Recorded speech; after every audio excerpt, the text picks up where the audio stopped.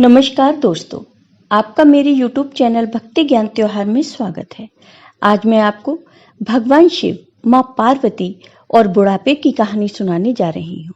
अगर आपको ये कहानी पसंद आई तो कमेंट बॉक्स में ओम नमः शिवाय जरूर लिखिए। साथ ही अगर आपने अभी तक मेरे चैनल को सब्सक्राइब नहीं किया तो सब्सक्राइब कर लीजिए और बेल आइकॉन पर क्लिक जरूर कीजिए, जिससे हमारे वीडियो के नोटिफिकेशन आपको मिलते रहें। अब सुनिए ये कहानी। एक बार महर्षि नारद भगवान शिव से मिलने कैलाश पर आए। वहां पर आकर महर्षि नारद ने भगवान शिव से कहा कि प्रभु, क्या आप जानते हैं कि आजकल पृथ्वी के क्या हालात हैं? तब भगवान शिव हैरान होकर बोले, नारद, ऐसा क्या हो गया पृथ्वी पर जिसका समाचार देने के लिए आपको यहाँ आना पड़ा? तब नारद ने कहा, प्रभु, पृथ्वी पर मनुष्य ही मनुष्य का दुश्मन बना बैठा है और बुजुर्गों को तो कोई पूछता नहीं। उनकी हालत तो बहुत ही खराब है। कृपया आप ही कुछ कीजिए। उस समय माँ पार्वती भी वहीं थी। महर्षि नारद की बात सुनकर माँ पार्वती ने कहा, प्रभु, क्यों न हम स्वयं पृथ्वी पर भ्रमण के लिए चलें और वहां सब खुद देखें। माँ पार्वती की बात सुनकर भगवान शिव ने इसके लिए अपनी सहमति दे दी। अगले दिन भगवान शिव और माँ पार्वती पृथ्वी पर भ्रमण के लिए निकल पड़े। आकाश मार्ग से जाते हुए माता पार्वती की नजर कुछ बुजुर्गों पर पड़ी। उन्होंने देखा वहां पर बुजुर्गों की बेकदरी हो रही थी। उनको कोई खाने को नहीं पूछ रहा था। उनकी संतानें उन्हें ठोकर मार रही थीं। उनकी संतान, रिश्तेदार, किसी को भी उनकी परवाह नहीं थी। उनको कोई सम्मान नहीं मिल पा रहा था।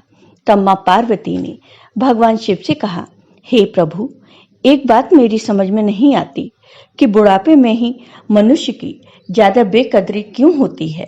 बुढ़ापे में कोई उनकी बात क्यों नहीं सुनता है, उनका सम्मान क्यों नहीं करता है। माँ पार्वती की बात सुनकर भगवान शिव ने कहा, हे पार्वती, जब ईश्वर और उनकी शासन प्रणाली के द्वारा जब जीवों की आयु सीमा निर्धारित की गई तो सभी जीवों को 40-40 साल की आयु प्रदान की गई, जिसमें मनुष्य भी था।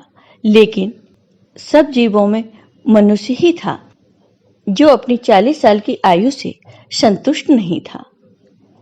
इसलिए उसने भगवान से आग्रह किया कि प्रभु, हमारी आयु सीमा कुछ बढ़ा दीजिए। 40 साल की आयु में हम क्या कर पाएंगे?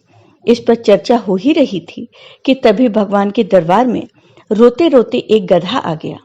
गधा भगवान से आग्रह करने लगा, हे प्रभु, मैं 40 साल की उम्र लेकर क्या करूंगा? मुझ दीन पर दया करो। मैं तो 40 साल तक बोझा ढोते ढोते मर जाऊंगा। मेरी हालत खराब हो जाएगी। इसलिए हे प्रभु, मेरी आधी उम्र और किसी जरूरतमंद को दे दीजिए। मेरी उम्र आधी कर दीजिए। भगवान समझ गए कि गधा अपनी 40 साल की उम्र से संतुष्ट नहीं है। वह अपनी आयु कम करवाना चाहता है। भगवान ने विचार किया, फिर मनुष्य को बुलवाया और पूछा कि क्या तुम गधे की 20 साल की उम्र लेना चाहते हो? यदि तुम्हें स्वीकार है तो हम गधे की उम्र 20 साल कम करके तुम्हारी उम्र 20 साल बढ़ा देंगे। लालच में आकर मनुष्य ने हाँ कह दी। तो भगवान ने गधे की उम्र 20 साल कम करके मनुष्य की उम्र 20 साल बढ़ा दी। इस प्रकार मनुष्य की उम्र 60 साल हो गई। लेकिन मनुष्य फिर भी संतुष्ट नहीं था।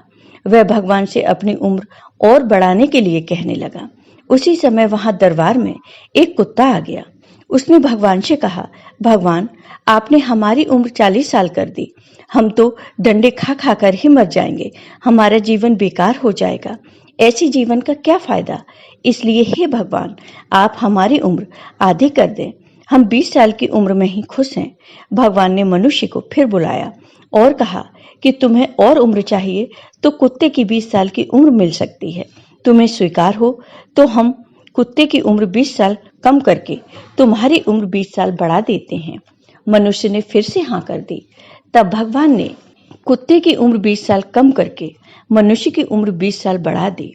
इस प्रकार मनुष्य की उम्र 80 साल की हो गई। फिर भगवान शिव ने कहा, हे पार्वती, 80 साल की आयु पाकर भी मनुष्य मन से संतुष्ट नहीं हुआ और भगवान से अपनी उम्र बढ़ाने के लिए आग्रह करता ही रहा। फिर उसी दरबार में एक उल्लू आता है और भगवान से प्रार्थना करता है, हे भगवान, हमें इतना लंबा जीवन नहीं चाहिए, आप हमारी उम्र घटा करके 20 वर्ष कर दो। भगवान ने मनुष्य को फिर बुलाया और पूछा कि अगर तुम 20 साल और चाहते हो तो हम उल्लू की उम्र 20 साल कम करके तुम्हारी उम्र 20 साल बढ़ा देंगे। तो मनुष्य ने हाँ कर दी। अब मनुष्य की उम्र 100 साल की हो गई।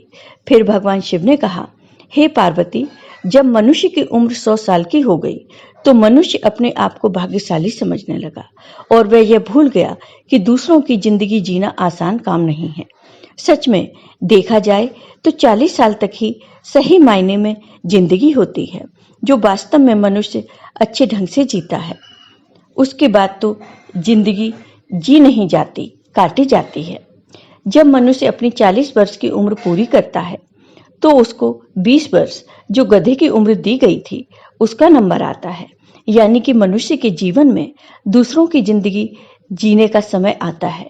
इस प्रकार ये 20 वर्ष मनुष्य के गधे के जीवन की तरह बीतते हैं। ये जीवन बेकार सा हो जाता है। मनुष्य को अपनी पत्नी और बच्चों का बोझ गधे की तरह अकेले ही उठाना पड़ता है। मनुष्य को पूरे परिवार का बोझ इसलिए ढोना पड़ता है क्योंकि उसने गधे की जिंदगी ली थी और गधे का काम होता है बोझ को ढोना। उम्र के इस पड़ाव में बुजुर्गों की दवा, बच्चों की पढ़ाई लिखाई, शादी विवाह और कई तरह की जिम्मेदारियां बढ़ जाती हैं।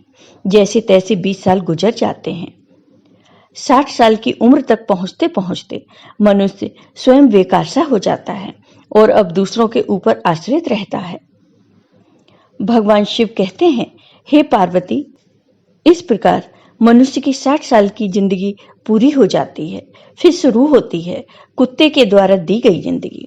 60 साल की उम्र पार करने के बाद मनुष्यों को समझाया कुछ जाता है और उनकी समझ में कुछ और ही आता है। वह सही बात समझने को तैयार नहीं होता। उस वक्त मनुष्य को सही राय भी गलत लगती है। कुछ भी कहो, कोई सुनने वाला नहीं। उसके बाद शुरू होती है उल्लू की दी हुई जिंदगी। जब मनुष्य 80 साल की उम्र में प्रवेश करता है तो इंद्रियां शिथिल हो जाती हैं। वह कब क्या करता है उसे खुद पता नहीं होता।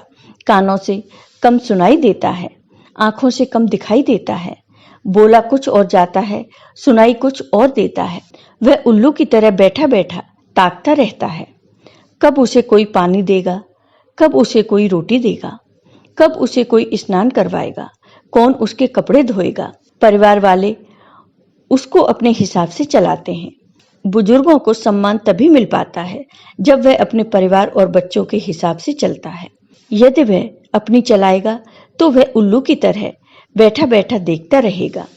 उसको सम्मान नहीं मिल पाएगा। भगवान शिव की बात सुनकर मां पार्वती ने कहा, हे प्रभु, क्या ऐसा कोई उपाय नहीं है कि बुढ़ापे में मनुष्य की इस तरह बेकदरी न हो और वह सम्मान पा सके, उसका बुढ़ापा अच्छी तरह से गुजर जाए। तब भगवान शिव ने कहा, हाँ पार्वती, बुढ़ापा अच्छी तरह कट सकता है। उसके लिए उसे जो 40 वर्ष की उम्र मिली है उसमें उसे अच्छे काम करने होंगे, जैसे वह अपने चरित्र को अच्छा रखे। बुढ़ापे में कोई साथ न दे। यदि आपका चरित्र अच्छा है तो लोग आपका साथ नहीं छोड़ेंगे। ईश्वर चित्त में नहीं, चरित्र में बसता है। अगर चरित्र अच्छा होगा तो बुढ़ापे में लोग आपकी इज्जत करेंगे। इसलिए जब तक आपकी अवस्था 40 वर्ष तक रहे, कभी भी पद का घमंड न करें। काम छोटा या बड़ा नहीं होता। जवानी में अक्सर व्यक्ति बड़े पद पर आने के बाद दूसरों को छोटा समझने लगता है। यह गलती इंसान को कभी नहीं करनी चाहिए, क्योंकि एक आम आदमी भी एक बड़े राजा को बर्बाद कर सकता है। इसके अलावा जहां तक संभव हो आप दूसरों के मददगार बने। यदि आज आप लोगों की मदद करेंगे तो आपका कल सदा सुखमय होगा और बुढ़ापे में लोग आपका सम्मान करेंगे। इसके अलावा जब तक मनुष्य की उम्र 40 वर्ष तक रहे उसे किसी के साथ भेदभाव नहीं करना चाहिए। भेदभाव अपनों के बीच दूरियां बनाता है। इससे आपका कभी भी भला नहीं हो सकता। इससे कुछ चापलूस लोग जरूर खुश हो सकते हैं, लेकिन वक्त पड़ने पर आपका कोई साथ नहीं देगा। जय हो भगवान शिव की। जय हो माता पार्वती की। तो दोस्तों, कैसा लगा आपको ये वीडियो? अगर आपको ये वीडियो पसंद आया हो तो कमेंट बॉक्स में कमेंट करके जरूर बताइए। साथ ही मेरे वीडियो को ज़्यादा से ज़्यादा शेयर करिए। धन्यवाद दोस्तों।